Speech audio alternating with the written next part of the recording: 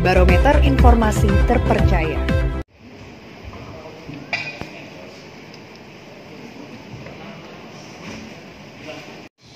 Sudah bisa mulai?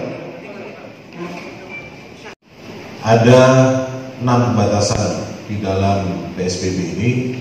Salah satu pembatasannya adalah pembatasan moda transportasi. Kalau kita baca pada peraturan gubernur ini, khususnya di pasal 18 peraturan gubernur nomor 33 tahun 2020, maka disebutkan bahwa selama pemberlakuan PSBB, semua kegiatan pergerakan orang dan atau barang dihentikan sementara. Kecuali, nah ada pengecualiannya. Yang pertama adalah untuk pemenuhan kebutuhan pokok, dan yang kedua adalah untuk melaksanakan kegiatan yang diperbolehkan selama pemberlakuan PSBB. Apa kegiatan yang diperbolehkan selama pemberlakuan PSBB? Salah satunya kita mengacu kepada pasal 10, yaitu tentang kerja apa saja yang masih boleh dilaksanakan.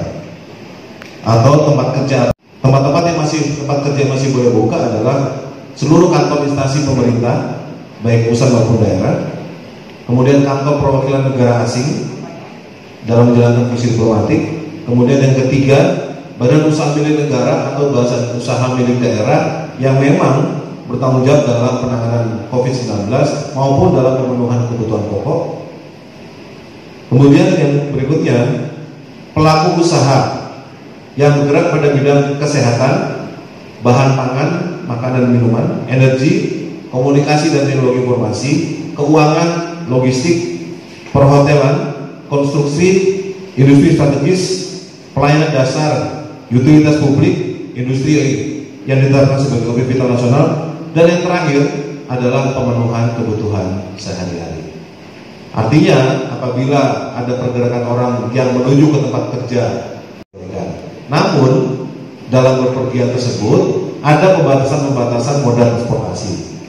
Sebagaimana tadi telah disampaikan di dalam pasal 18 Pergub ini, bahwa yang pertama, untuk kendaraan mobil penumpang pribadi itu dibatasi jumlah maksimalnya hanya 50%. Artinya untuk mobil pribadi yang 7 seater atau 7 kursi kayak Innova, Avanza, Xenia dan sebagainya, itu 50%, karena penumpangnya 7 berarti penumpang yang diperbolehkan adalah 4 orang.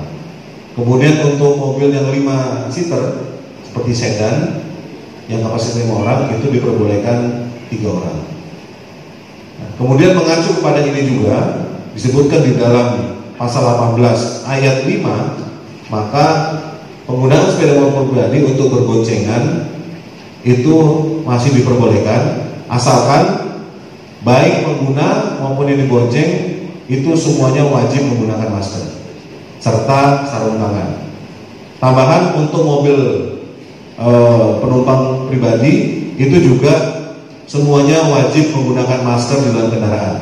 Jadi ketika dia berkendara, baik driver maupun penumpang semuanya wajib menggunakan masker. Ya, di dalam pasal 18 ayat 6 disebutkan bahwa angkutan roda 2 yang berbasis aplikasi dibatasi penggunaannya hanya untuk pengangkutan barang. Kemudian juga angkutan umum itu juga dibatasi hanya maksimal 50%, juga dibatasi jam operasionalnya sesuai dengan pengaturan pemerintah Provinsi DKI Jakarta.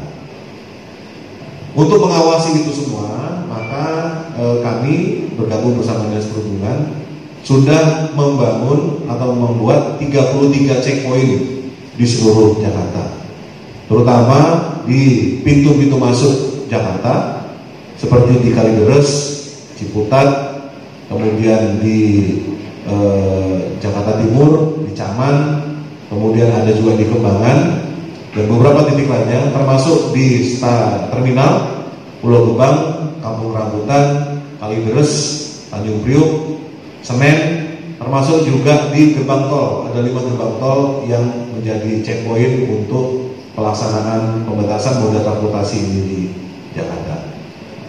Kemudian tentang bagaimana pengaturannya, bagaimana tempat duduknya, satu supir, dua di belakang dan sebagainya, tentu nanti akan ada